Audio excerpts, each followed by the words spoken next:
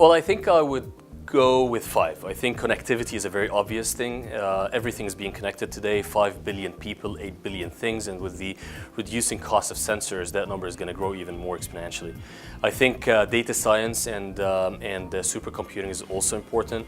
It exists for a long time, but again, the cost of supercomputing is declining rapidly. I think cloud is an important one. 90% of businesses starting today don't even own a server, and that's allowing organizations and companies to innovate and scale at a whole new level. I think the fourth one is the ability to connect the digital world with the physical world, the premise of the fourth industrial revolution, if you like.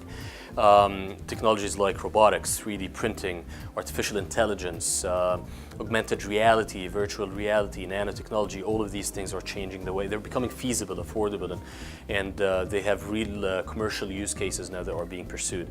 I think blockchain is the fifth one, and it's really important. When we first talked about it last year, the concept was nascent to many. A few months ago, we helped a Canadian bank make the first transaction on blockchain from Canada to Germany.